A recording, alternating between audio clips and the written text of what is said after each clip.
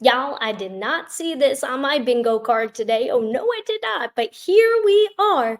Dan Rashbaum, the lead defense attorney for Donna Adelson, the 74-year-old woman who is currently facing a life sentence for the unaliving of her former son-in-law, Dan Markel, has officially resigned from the case the day of jury selection.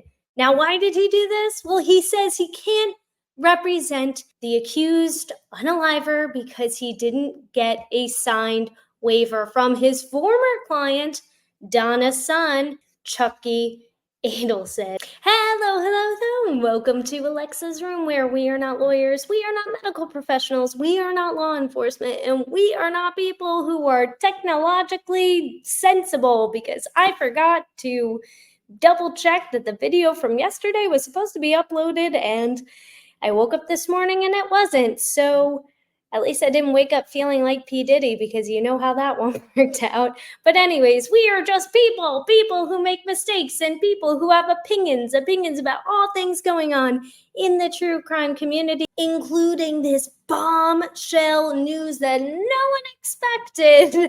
Day one of jury selection in the Donna Adelson trial. I have asked for my prior client's waiver again, and with the change of circumstances, he has decided not to give it.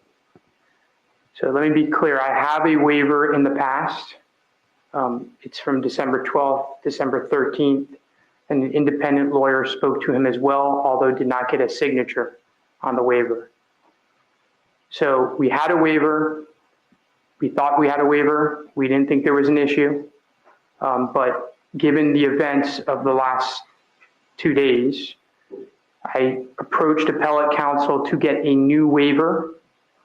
Thought that was the right thing to do, obviously, and the cleanest thing to do. And I'm not able to obtain that waiver at this point. So as a result, I need to withdraw from the case.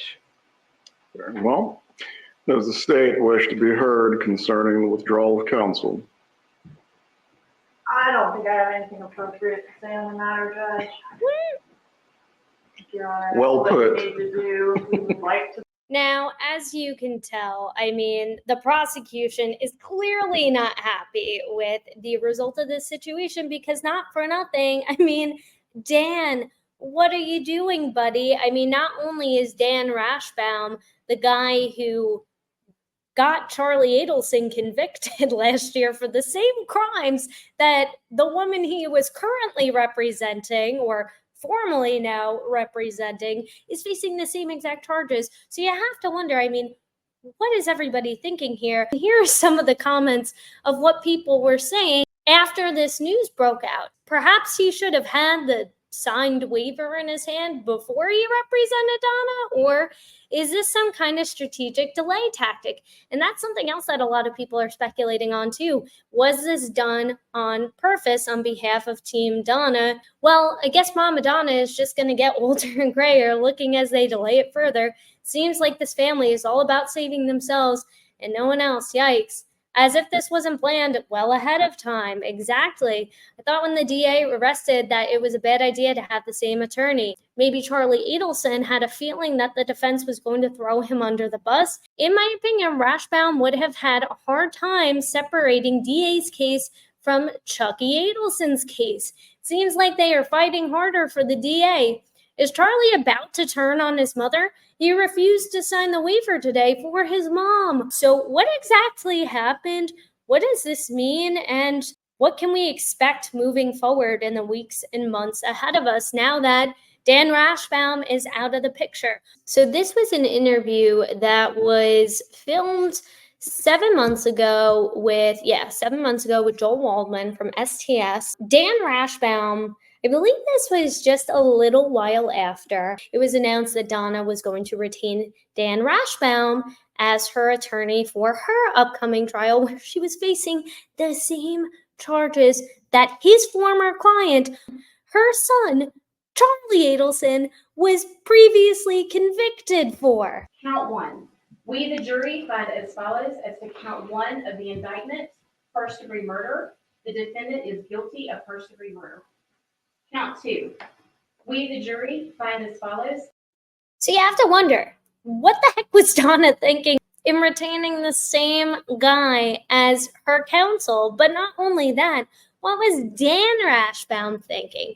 Well, I thought this was interesting, so I wanted to share this clip with you because I think it'll give you a little bit more insight into Dan Rashbaum's relationship with the Adelsons before he even became Charlie Adelson's attorney. Yeah, when did you start representing Donna and Harvey? The COE wants to know. You seem to have, and this is just in our brief conversations, you do seem to have an affinity for Donna, like you really truly care about her. Is that from a client relationship, or did you know her prior to this? When did you all meet?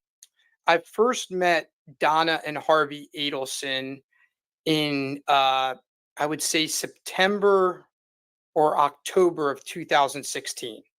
I had never met, despite 2016. I mean, that's almost a 10-year relationship. what people report online, I'd never met any of the Adelsons before then.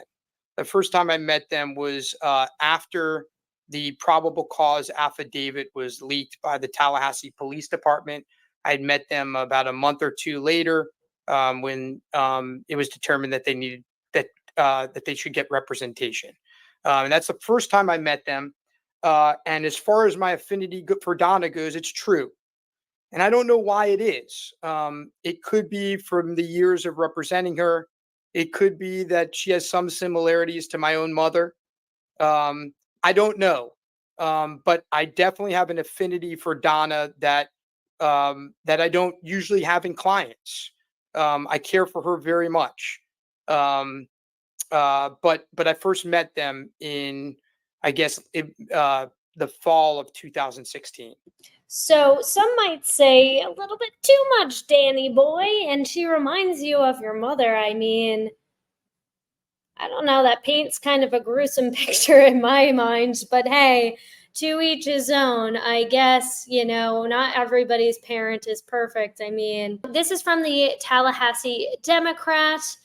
This is Alex Morris, who was speaking on behalf, and we'll get to his comments in a little bit, but just again, to give you some context about what the heck happened today. So in a bombshell development, the trial of Donna Adelson, the accused in the 2014 unaliving,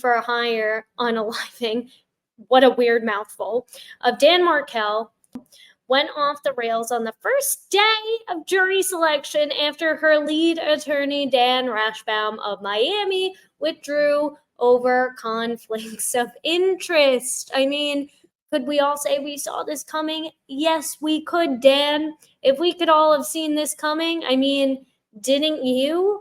Maybe this was even a strategic decision on your part to get yourself out of the case. I don't know. That's just my opinion, but what say you? Rashbaum represented Adelson's son, Chucky, who was convicted last year on M charges and sentenced to life in prison. Donna Adelson opted to hire Rashbaum, represent her despite the fact that her legal needs may be at odds with those of her son, which she did waive her right to. She was very quick to waive that conflict of interest. However, her son Chucky, not so much, who has an appeal pending with the First District Court of Appeal. After Rashbaum's move Tuesday afternoon, Leon Circuit Judge Stephen Everett, who we love and adore, announced that the trial will be continued and that the prospective jurors would be sent home. Now, I mean, can y'all imagine this stuff happening in Norfolk County? Probably not, because these are the kind of shenanigans that the DA's office likes to pull. So this is something I would have definitely pegged for a Norfolk County trial, but I guess it happens everywhere, including Florida too, y'all. I am not happy, Everett says, but at the same time, we are trying to get this right so we don't have to do it a second time. Are you listening, Bev? Are you listening? Yeah, exactly. Word to the wise. Donna Adelson didn't take the news well, breaking down and crying in the courtroom. She was still emotional as a bailiff led her out of the courtroom. her local attorney, Robert Alex Morris. I don't know why he goes by Alex, but okay. Maybe Robert triggers her because, well, as we know, Robert Adelson is the estranged son and brother of the Adelson family. So I don't know. Told Everett he was not adequately prepared to continue with the case on its current schedule. In short, I need time to regroup, and not for nothing, I don't really blame Alex Morris.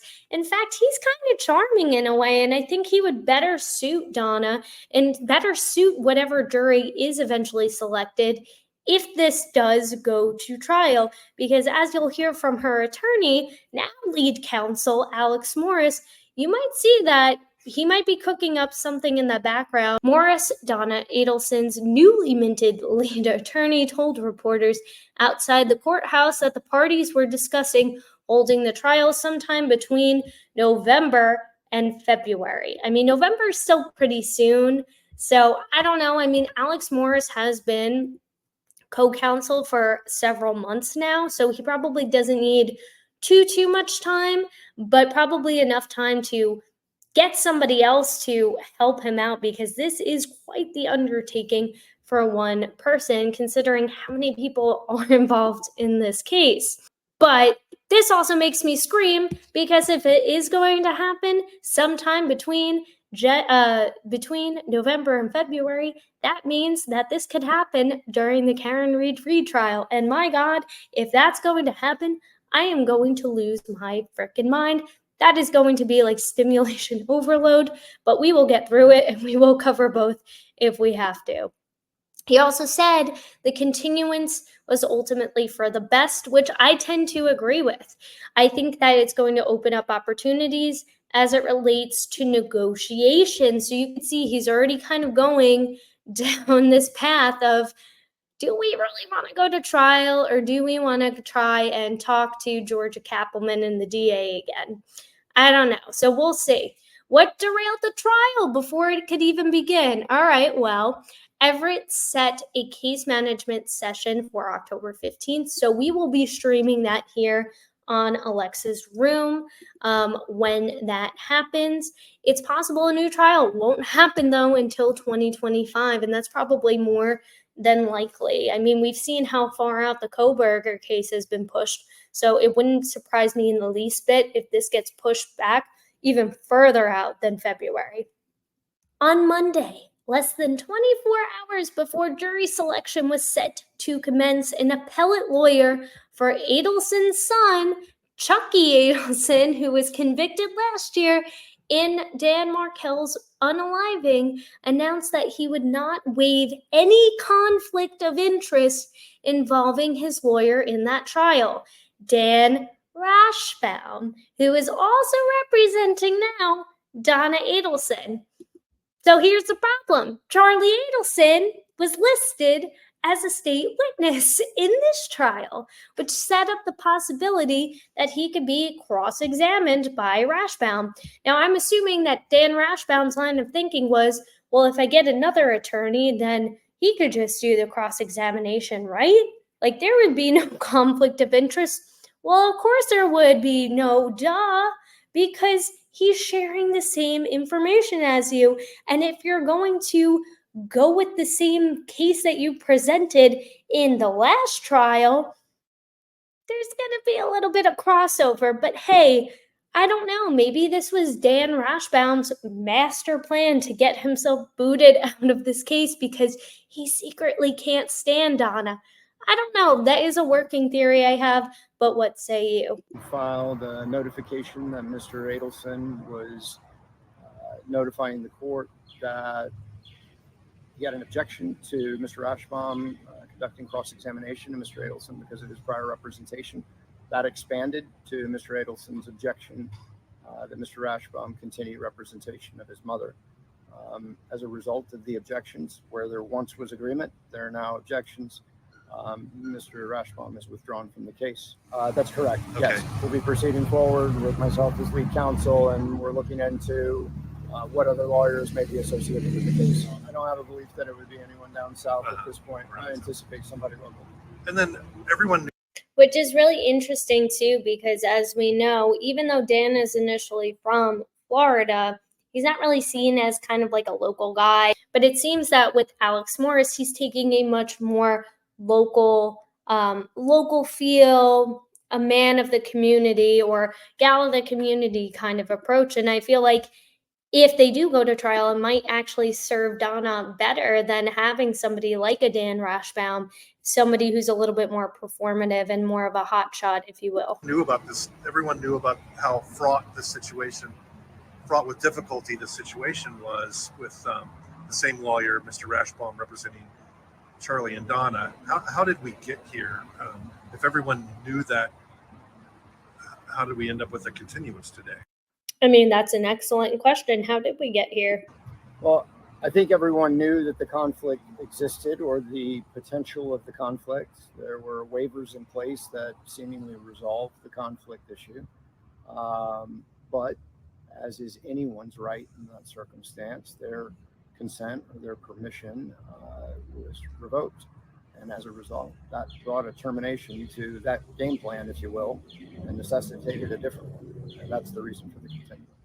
Ultimately, the question is whether or not their positions are at odds with one another. And there's absolutely the potential for that.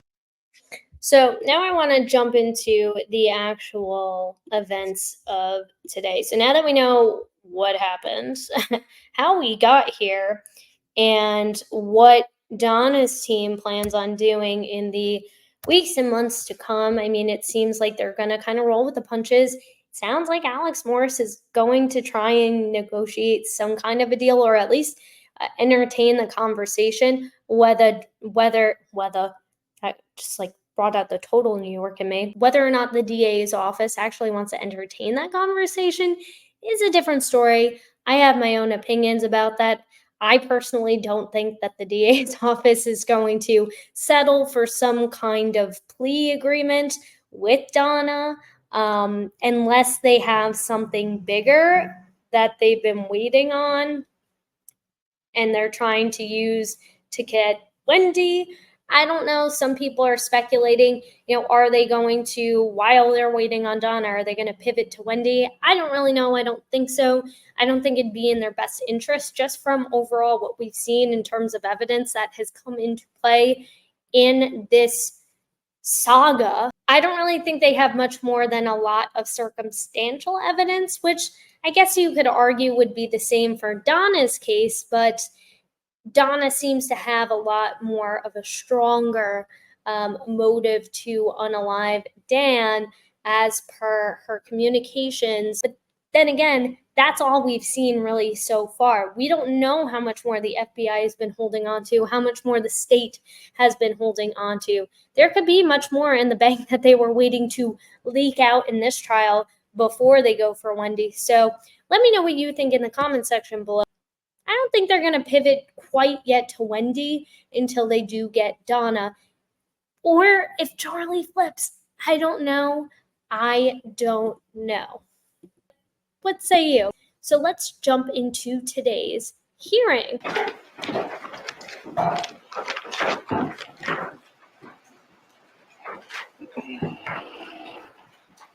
Miss Niles, come on up.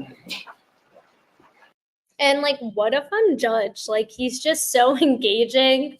And I love it. I love the snark, but it's also the sweet sarcasm. You can tell that Judge Everett just really enjoys his job, even in the most probably stressful situations, because I can't imagine this is fun for him, but he probably wants to get the show on the road. But total different energy than Judge Beverly Cajonas from Norfolk County, for sure. I mean, look at that smile.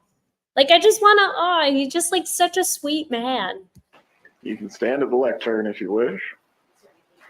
For the record, Laurel Niles, on behalf of state witness Charlie Adelson. So in case you didn't hear that, that is an alternate on, there is no closed captioning. I'm sorry, guys. So this is Charlie Adelson's attorney, his appellate attorney. Counsel of record can make their appearances at this point. Georgia Kappelman for the state. Alex Morris on behalf of Mrs. Adelson. Dan Rashbaum on behalf of Mrs. Adelson. So how was everyone's evening last night? Got a lot of sleep, Your Honor. How about you? Slept like a baby. Let's start with I just love it. It's like you would never get this like little banter with Bev. It's just so refreshing, and I'm so like selfishly, I'm disappointed that this trial is going to be continued because I was so excited to see a really good judge again. But alas, we will have to wait until at least October 15th.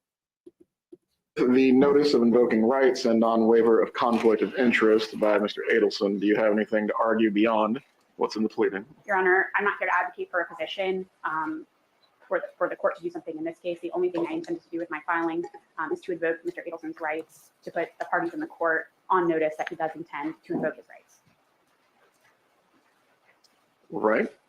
Ms. Kappelman, does the state have a position that it wishes to raise concerning the notice or the filing? My only position, Judge, is that this issue has been waived. Your Honor did an inquiry, which was thorough, covered the issue, and As to Mrs. Adelson, yes, sir. concerning Charlie Adelson, I believe, well, I don't want to get ahead of myself, but the only way Mr. Rauschbaum's representation could occur is if both ends of the conflict were waiving. I don't believe Mr. Adelson ever took an affirmative position one way or another. So essentially what the judge is summarizing for us in his just amazing, sweet, cheeky, judgy way, he is saying that Donna Adelson signed, sealed, delivered a waiver for that conflict of interest between allowing essentially Dan Rashbaum to cross-examine her son, whereas Charlie did not sign, seal, and deliver, but instead gave an oral response versus a signed agreement, hence why this is an issue. And again, one has to wonder, is it because was that line that they always said, they haven't beat the Adelsons yet? I don't know. Is this Charlie shaking his fist at the same prosecution and defense attorney that led to his ultimate demise? I don't know. My understanding was he did, but I guess that position is changing, so I don't know. I have to defer to Your Honor on that. Does the state intend to call Charles Adelson as a part of its case in chief? No, he would be a rebuttal witness at this point. Now, that could also change too, but as of this moment, he is a rebuttal witness. Well, which is interesting because he was listed as a state witness, but now, as you see, because the circumstances has changed, and I will say, as much as I love my girl Georgia Kappelman, especially in that plaid like pantsuit, whatever you got going on there, girl. I mean, it is after Labor Day, so I'm not going to judge you too hard with the white, but because you're my girl, but to be fair, the state, I think, put a little too much trust in Dan Rashbaum's word and taking it instead of saying, hey, and this could have happened months ago. So I feel like both parties are at fault. Most of the blame lies with the defense, but because this is their conflict of interest, not the conflict of interest for the state, but the state should have required something in written form confirming that this was in fact something that was not only discussed orally between you and your former client and his current attorney, but something that he signed, sealed, delivered, and waived. And then none of this would have been an issue, or better yet, if Dan Rashbaum never became counsel for Donna Adelson, but I digress. So I will say it is also at the fault of the state, in my opinion, but most of the blame definitely leans with Dan. Now, I don't know what kind of background, like, conversations were going on between them two. Maybe Dan was saying, hey, I got you. Like, don't trust me. I mean, he does generally have a good rapport with the prosecution, which you generally don't see in a lot of these cases. Usually it's very tense in there, especially coming off the Karen Reed case where both the defense and the prosecution, the Ashley Benefield case, I mean, God, the state and the defense counsel for Ashley Benefield, I mean, it was like they were out for blood with each other. But here you can tell there's ultimately a mutual respect, and at a lot of times, even in hearing some of the hot mic moments between them too at sidebar, you can definitely hear a mutual respect in the way that they communicate to each other. So I do feel like there was probably a little too much trust, my speculation, on the state's end in Dan's word. But what say you? But now, because of the situation we're in, Georgia is like, yeah, but now we're just going to call him as a rebuttal witness. Can we still do that? Like, would there be no conflict of interest? Like, does this matter then? I believe that's why they kind of changed that tactic up a little bit. But Judge Everett's like, no, like let's keep talking about this. Like, this is an issue here, guys. But as of this moment, he is a rebuttal witness.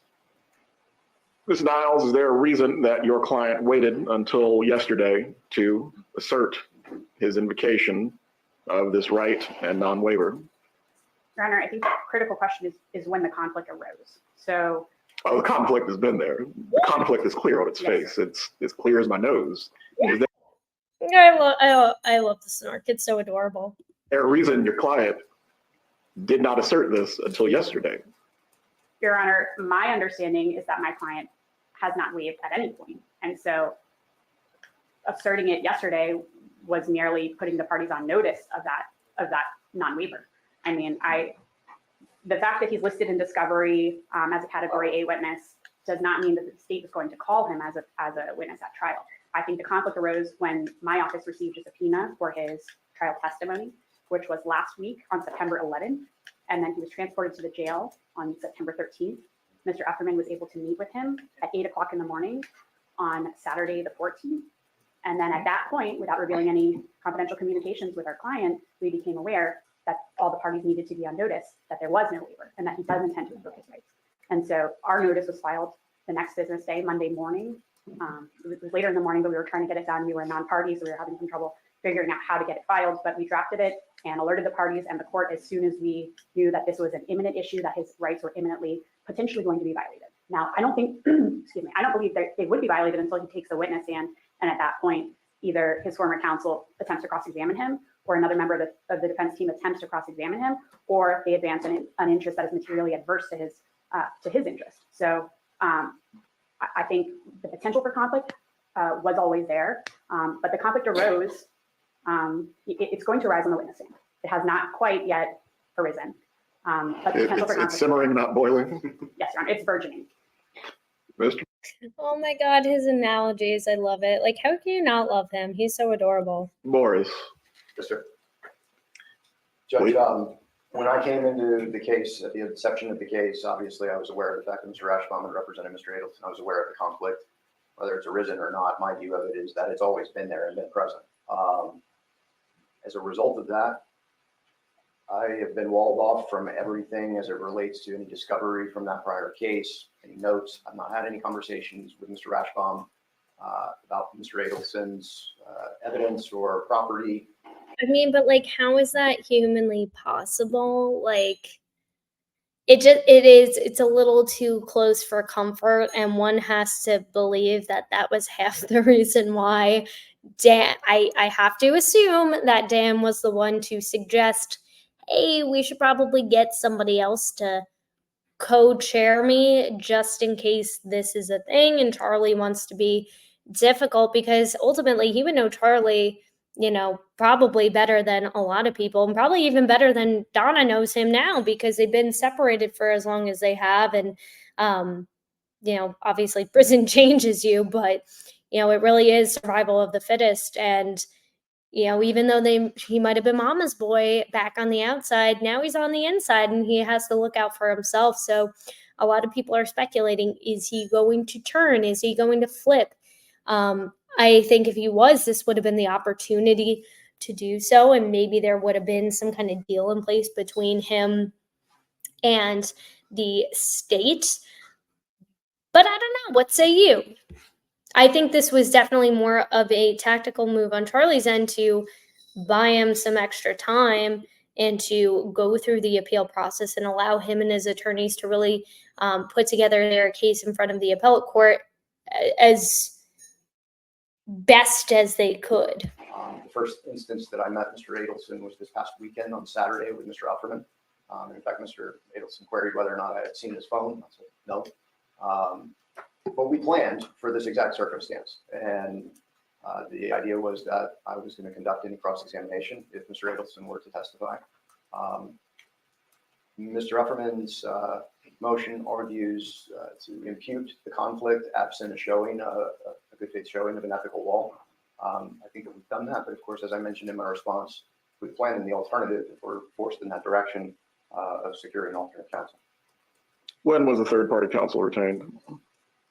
Candidly, there's been no retention in terms of money from Mrs. Adelson to that lawyer. That's prepared to happen. We wanted to see Your Honor's ruling. But the answer is I spoke with the attorney yesterday to confirm, just as I mentioned in the response, availability and absence of conflict for that lawyer. All right. I've gone through. So essentially what Alex Morris is saying, her new lead counsel, is, so when we found out about this, I contacted a third lawyer to help us with this issue and to discuss with Donna whether or not this was cool with her, because we need a non-biased third-party attorney to help us sort through this effery that has been created by your son, Chucky Adelson. So through, I believe, at least 2 Lazarley inquiries with your client, specifically as to this conflict that exists between his former client, Mr. Adelson, and his current client, Mrs. Adelson. Is there a reason the defense did not bring before the court that you were pursuing third-party counsel, or there was, in fact, no waiver from Charles Adelson? Well, let me back up and provide the court some information then. So there was, in fact, a waiver with Mr. Rashbaum. Mr. Rashbaum consulted. Verbal or written? Both. There was a third-party lawyer, Mr. Moses, who was hired as third-party counsel out of South Florida to consult with Mr. Adelson independently outside of Mr. Rashbaum's presence. And as it relates to the waiver, my understanding is that the waiver was agreed to. I believe it's going to be verbal, Judge, in the sense of not in writing.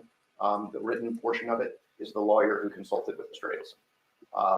So not written, it was recorded by, I was like, what did he like take him to a diner and like sign like a napkin, bring him some burgers and fries and a shake and say, hey, can you just write this out and sign your name here on a napkin? Like, that's the impression that I got from this. So essentially what Alex Morris is saying is this third party attorney who they hired consulted with Charlie, I think like a year ago. So back in December. And he was the one, the attorney was the one who got verbal confirmation from Charlie that this was okay and he waived this. So the attorney drafted, I guess, a waiver that he signed on behalf of Charlie. But now it appears to be that there was no signed version of this waiver with Charlie's signature on it. So yeah, I mean, a verbal agreement is a verbal agreement, but like I always say, unless I get it in writing, I'm not starting anything. And that's what I always tell my clients too, is like, until payment hits the bank and until our contract is signed, I'm not getting started on anything, because that is my protection for me. And that is your protection for you, to make sure that I'm doing my job and that I'm getting paid for the job that I am doing for you. That's how waivers and contracts and all that crap works. That was because of security issues. That is the way that was dealt with. It was post-conviction. The Department of Corrections housed Mr. Adelson closely managed, and as a result, there was an inability to get to him in a face-to-face conversation. So the waiver issue did occur, and then retention of third-party counsel, we had never believed it to be an issue because of the game plan as it relates to me handling cross-examination and being walled off. And not until the issue that Mr. Offerman raised did we make that move. Let's assume for a moment that I find the walling off has been sufficient. Why should Mr. Rashbaum's representation not be terminated at this point? The motion that Mr. Offerman has filed is a conflict as it relates to cross-examination.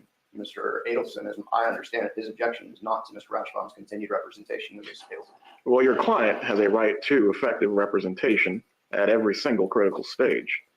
I'm also not going to allow any issues basically to get backdoored should there need to be an appeal. Never came to my mind. Is there any dispute that Mr. Rauschbaum does not meet the elements of Colker? I don't believe so, Judge, no. A substantially related representation and a client that is now asserting a non-waiver of a conflict. Well, also from a practical perspective, this is, as the court mentioned, this has been a known circumstance from the inception. And It has. But just because it was known doesn't mean it's right. And I love how the judge just like totally is like, dude, like, take a seat now. Like, yes, we knew this was a conflict, but I thought that, we set a trial date, all of this was resolved, and we didn't have to deal with any of this. We should not be worrying about this today, folks. We should be worrying about the jury that we're selecting so we can get trial started ASAP, which was supposed to start this week. Opening statements, I think, were projected to begin on Thursday or Friday this week. So it's so bizarre. But as you can see, Judge Everett makes a really good point. He's like, well, okay, so this issue with Charlie is one thing, but now because of that situation, that affects Donna Adelson's right to an effective counsel, because this can turn into if she does get convicted, they did proceed with this trial. This could lead to potentially her conviction, and this could be a very appealable offense. This could be the thing that overturns her conviction. So ultimately, I do believe they made the right call in this decision to continue the trial so that she could get new counsel. But I mean, one has to wonder too is, at this point, would Alex Morris technically also be facing some of the similar things that Dan Rashbaum was? I don't know, man, but this is a pretty sticky situation. But I think that cuts both ways in the sense that, and I don't quarrel with the general concept that these circumstances ought to be avoided, and it doesn't create these circumstances. Beyond that, though, there's not been an assertion of this, and of course, Mr. Adelson's entitled to change his mind whenever he wants. He can change his mind 3 hours from now, I suppose. I will take Mrs. Niles' presence as proof he's changed his mind. Yes, sir, understood. But I don't think that my understanding from Mr. Upperman in discussion was that the conflict was strictly limited to Mr. Adelson not wanting Mr. Rashbaum, or potentially by extension myself, to cross-examine. And that was the limit of the conflict, is my understanding. Ms. Niles, do you need to clarify anything? I do need to clarify that, Your Honor. Our first filing yesterday, the notice, did frame the issue in terms of concern about potential sharing of information on the defense team, right? Mr. Adelson was not waiving his privileged communications with Mr. Rashbaum. But after we read the response from counsel, I think it became clear, based on our reading of the rules regulating the Florida bar, that it would not be enough to bring in a third party, or it would not be enough to have a walled-off attorney conduct a cross-examination. And that's because I read Rule 4-1.9A to control on that issue. So Rule 4-1.9B says you can't use information gleaned from the representation to the disadvantage of a former client, but A says you cannot advance an interest that is materially adverse to a former client in the same or substantially related matter. So whether we have another attorney come in and do that cross-examination, and I absolutely trust Mr. Morris, and I'm not challenging his veracity when he says he was walled off from this issue, but I don't think it solves the problem, because whether we have another lawyer actually conduct the cross-examination doesn't solve the issue of A under that rule. In the case cited in— Yeah, so essentially they're saying, like, yeah, you guys can hire a third attorney, right, to do just for the sole purpose of cross-examining Chucky Adelson, but that still doesn't dismiss the issue. Also addresses this exact issue and says having a third party conduct a cross doesn't resolve the conflict, because it's the relationship that forms the basis of the conflict, not just the information. So it would be our position that Mr. Rashbaum cannot advance an interest against Mr. Adelson, because Mr. Adelson is now going to be a witness for the state. of Florida, that is a problem under the rules regulating the Florida bar and Florida case law. Well, does any party have anything further they wish to add to this matter? Brief response, Judge. Of course, Ms. Adelson has the right to counsel of her choice. I recognize that It is not absolute. Understood. I recognize that there are restrictions, but in the circumstance that's before us, then Mr. Adelson may not testify in this case. And that's a little bit of the frustrating part, is that this can be utilized as a tactic in some respects. It doesn't mean he still can't lob a hand grenade in the direction of the trial. Sure, understood. The frustrating part, I guess, is that the defense doesn't intend to call him. The state's acknowledged that it would be in rebuttal if they were to call him. And I can't fathom why there would be a lot of direct or cross-examination, but.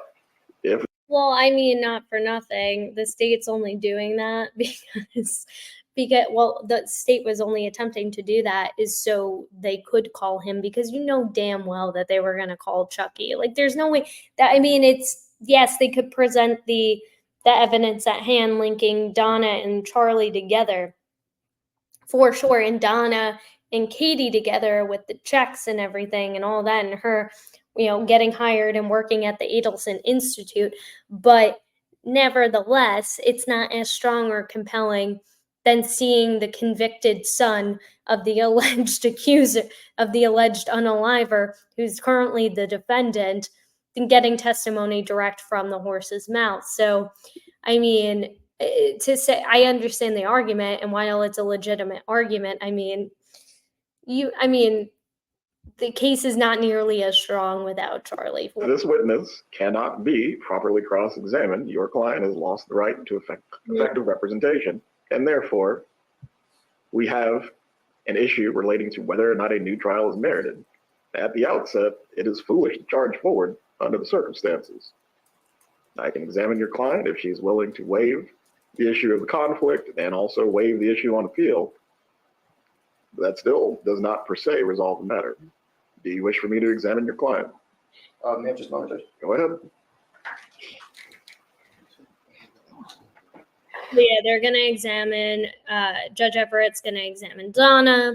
She's going to waive her right to, again, appeal for lack of effective counsel, waive of conflict of interest, so she can keep Dan as her attorney for whatever reason. So then Donna consults with her conflict-free attorney. We jump back very briefly with this attorney, and then we get our end result. Everyone can be seated.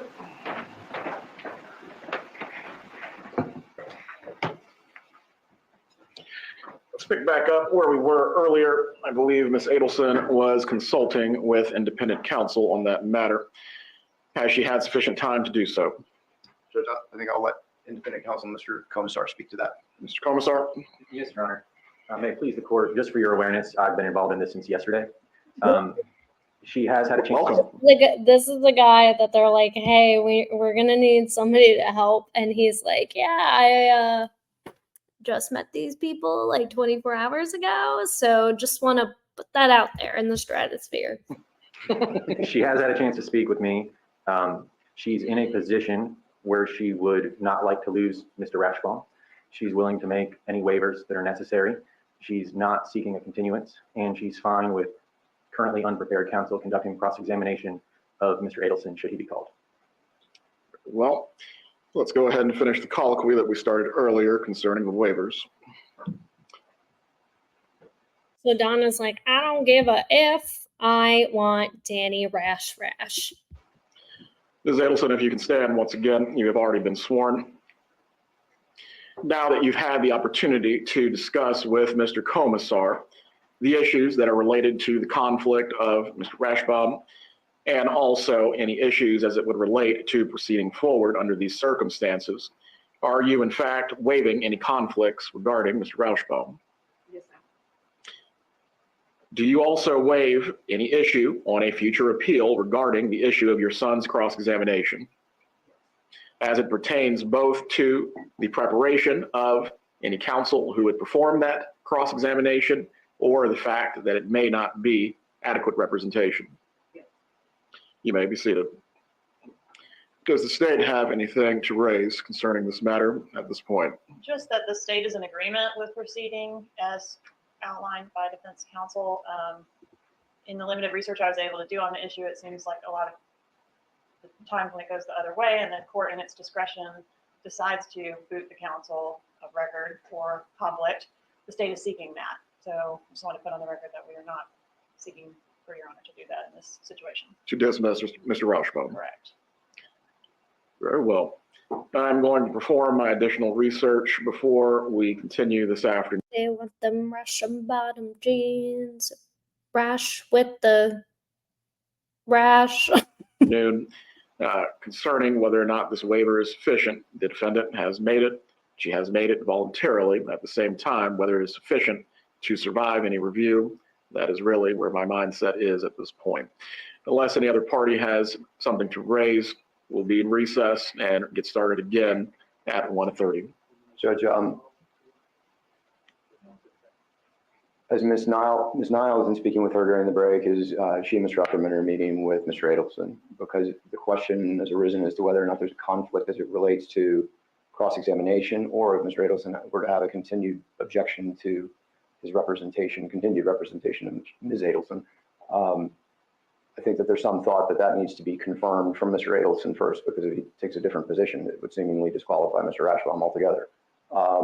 That's going to be accomplished. I wanted to let the court know that that's in the works. Good. Also, as it relates to the waiver, so the court was aware, and there's mention of it in the comment section of the rules regulating the profession, that an oral waiver is acceptable and appropriate with certain conditions that are set forth in the rule. Is the attorney who obtained the waiver available to speak on this matter? I don't know the answer off the top of my head, but I'm pretty certain, I say within 99% certainty, we'll facilitate it.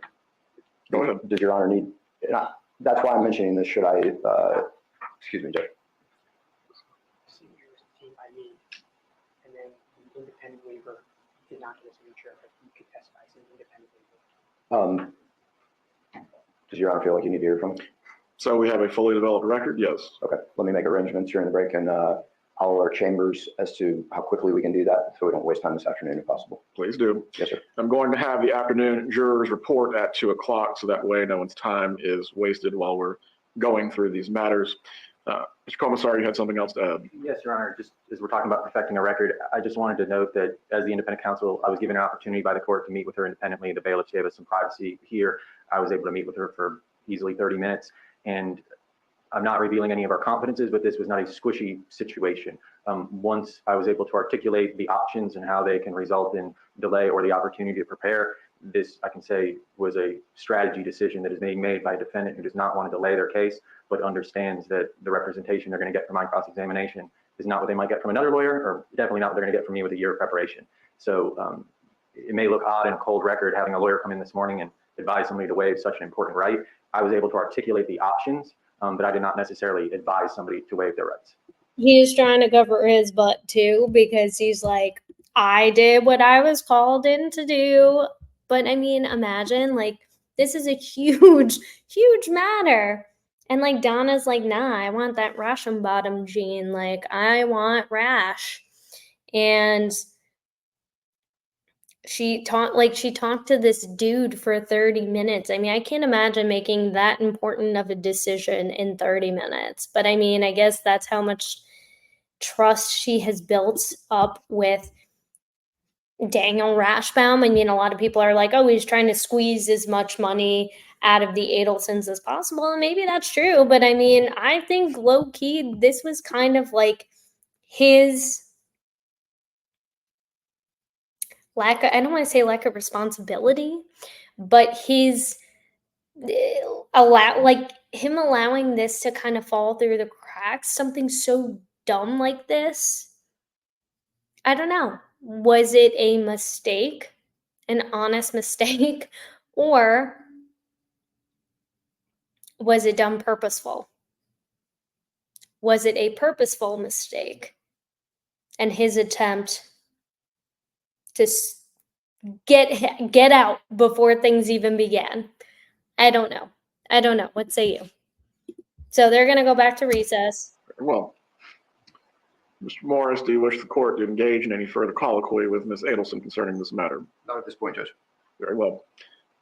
Ms. Adelson, I do not want you to respond, but I want you to understand, although you have made an affirmative waiver on these matters, I still have to evaluate whether that waiver is sufficient or whether Mr. Rauschbaum needs to be terminated from this matter. I'm going to give this serious consideration. I will do additional research of my own from there. Everyone will have an answer this afternoon. We are in recess until 1:15. Please come back to the courtroom at that time. Judge, would you be open to both sides submitting case law for your consideration during the recess? Certainly. He is the boss, and don't y'all forget that. So then they are back. Like, this is the whole day. I mean, like, what a freaking waste. What a freaking waste for the Markel family. It's just so upsetting, too. And, like, I know we make light, we make jokes, we, try to make light of a really upsetting situation, but I can't imagine just dragging this out for 10 years. And then finally coming closer and closer to getting some kind of closure, and something so irresponsible as this happens. And now you gotta wait again. And it's just like this dark cloud that's always looming over your head. And I know that they're strong people, but I mean, they're not getting any younger either. And it's just, I can't imagine the emotional and also physical toll that this kind of stuff puts onto them and their family.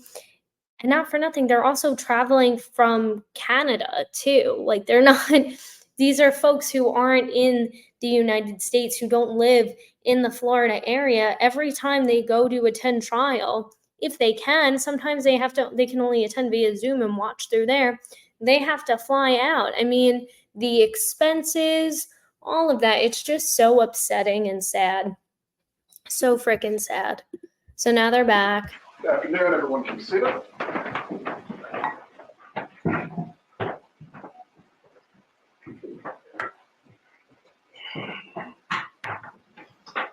I'm almost scared to speak. Does anyone have anything to raise before we continue forward?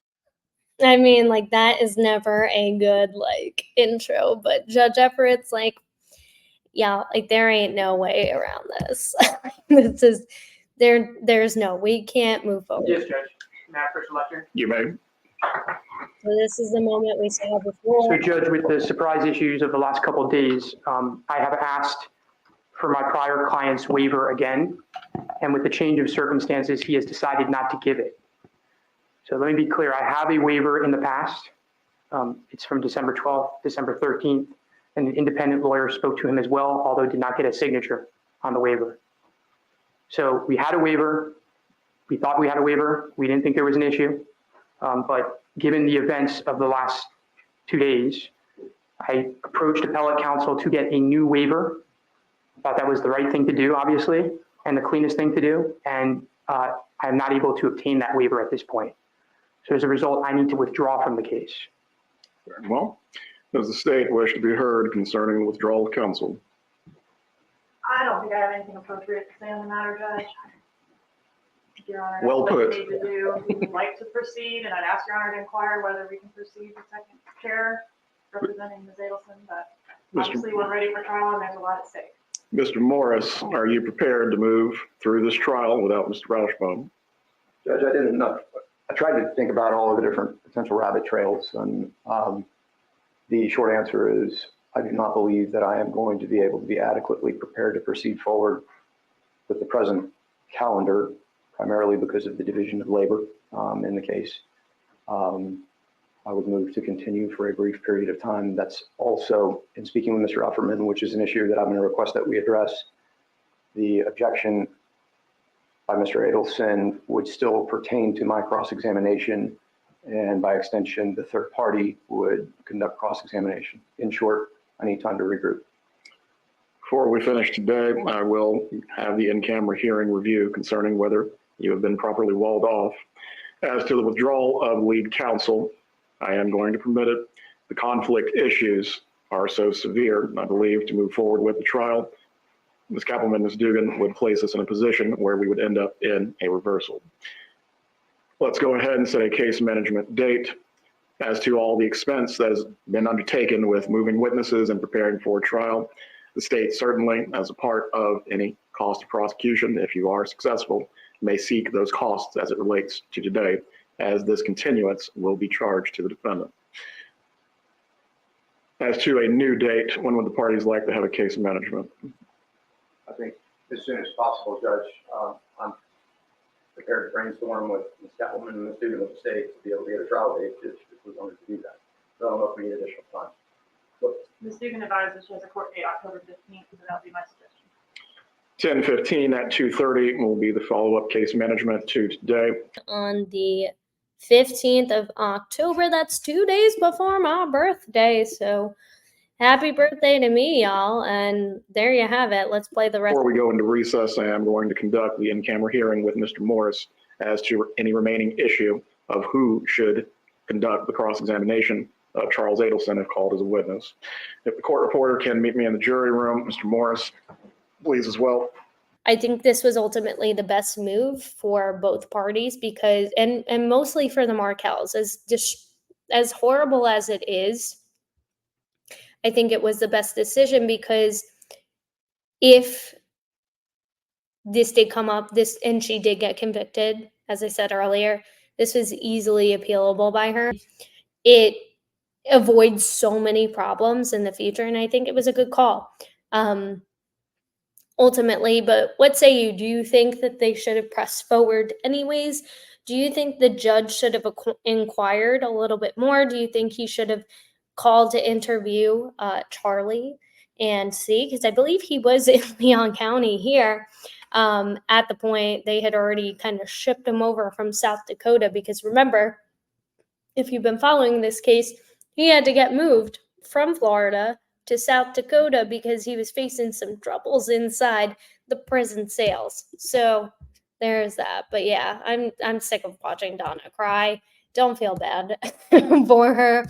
I mean, the nasty things alone, whether she's guilty or innocent until proven guilty, but with all the nasty things that she said about Dan Markel when he was alive, and the things that she was trying to do, just so low and disgusting. I have no sympathy for her whatsoever. Even if she didn't commit this crime, which I'm inclined to believe that she did. But again, innocent until proven guilty. So what say you? So there you have it. That's where we're at with the Donna Adelson case. So we were going to be streaming the next couple of weeks, but now we won't be. We do have the Sarah Boone trial coming up in a few weeks. So maybe we'll do some prep around that. We also have plenty of Karen Reed news. We have Ashley Benefield news as well too. So plenty of stuff, plenty of updates here on this channel.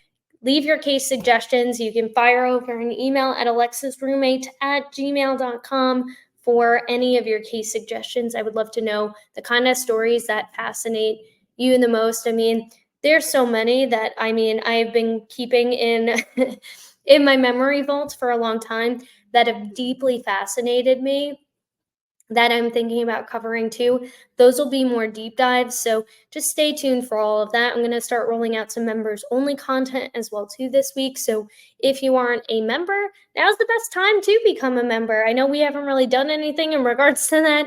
It's just timing, me being busy, but I'm definitely excited to get that up and rolling. So if you want to become a member, you can do so. We only have 1 tier now. I was going to do 3 tiers, but it's just a lot. It's a lot to fulfill on, and I just am a little strapped with bandwidth. This is the busy season for me with my business. So as things start to die down, maybe we will add some more tiers, but you can sign up now for just $4.99 a month, and you will get members only videos, members only shout outs. I'll do some members only live streams. It'll be a great old time.